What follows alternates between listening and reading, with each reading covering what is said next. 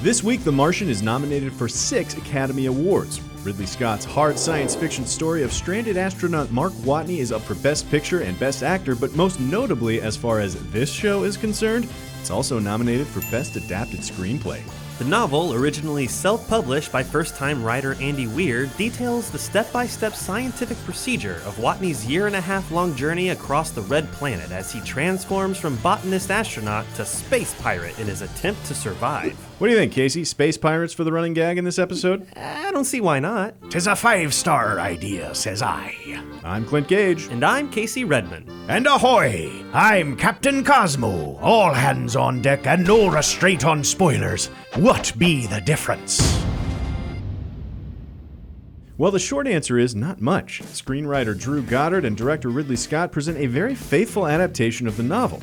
Starting off with the cast of characters, Matt Damon's portrayal of Mark Watney is perfectly straight from the book.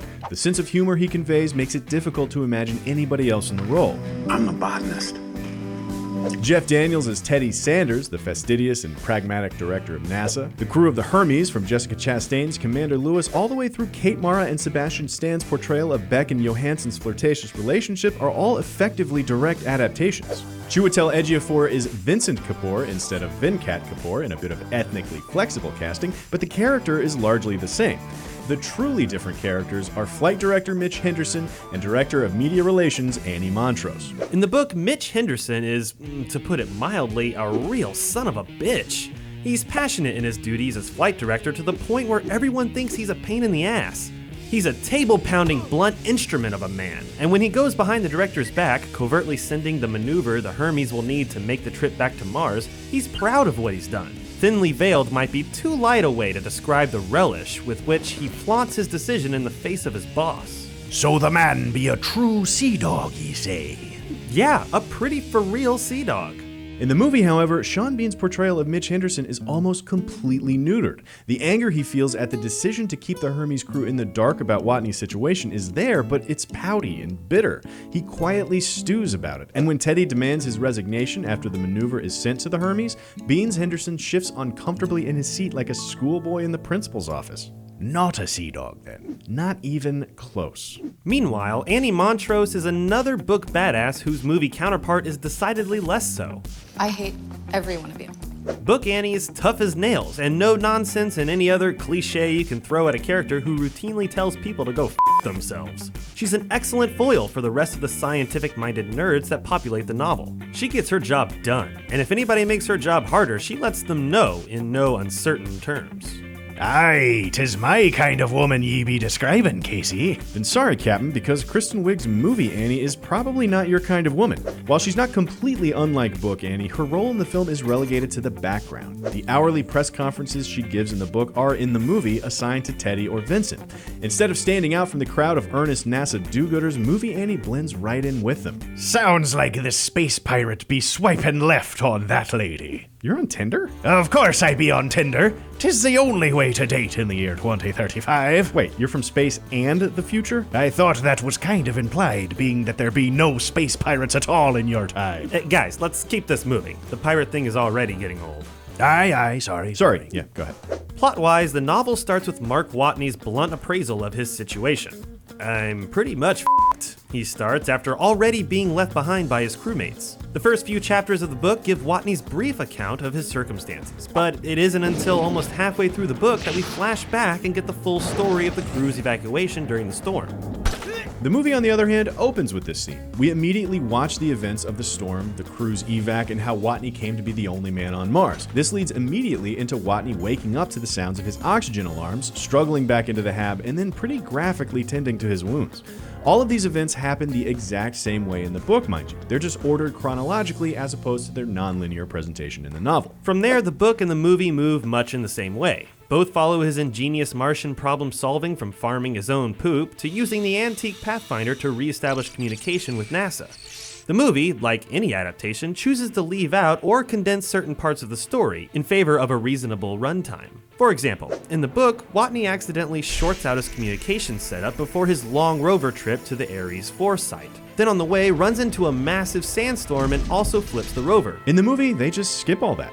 No communications lost, no storm, no flipping rover, and the prep for his long trip to the Scirapelli crater, which takes up a significant chunk of the novel, is covered by a montage set to the spectacular, if not a little on the nose for this movie, Starman by David Bowie. Meanwhile, at NASA, the book and the movie progress in essentially the same way, starting with the way Mark's survival is discovered all the way up to the decision by the Ares 3 crew to turn around and rescue Mark themselves. I thought this show be called What Be the Difference, Ye Scallywagon Earth Lover? Take it easy, pirate, we're getting there. At the very end, when the time comes to rescue Mark as the Hermes is flying past Mars, Commander Lewis orders the hull be breached in the nose of the ship in order to slow down the Hermes enough to safely pluck Watney out of space. Which also happens in the movie. But then, Commander Lewis takes over from the EVA specialist Beck to fly out and pluck Watney herself. The book follows a much more, well, by-the-book approach to the rescue op. Theoretically, a real-life commander would continue commanding, as opposed to suiting up and jumping out of an airlock. And because it makes sense at the end of a book based on real-life science and procedure, Lewis remains on the bridge while Beck and Vogel handle the actual Watney plucking. But this is a Hollywood movie we're talking about here. Of course the commander, who's just spent an entire movie blaming herself for leaving behind a crew member, would demand to take care of business herself, and of course Watney would cut a hole in his suit so he could fly around space like Iron Man. In the book, that was a joke he made that nobody took seriously. Like, nobody. 'Tis a shame. For nobody takes we space pirates seriously. No, we don't. If I can get back to this show for a second, we haven't brought up the biggest and most important difference, the perspective shift. While the book alternates between Mark Watney's written log entries on Mars and a more traditional third-person omniscient POV back on Earth and in the Hermes, the movie is, well, a movie. So we get a third-person view on Mars as well, while the decidedly more cinematic video logs take the place of the written ones. I'm alive. Obviously.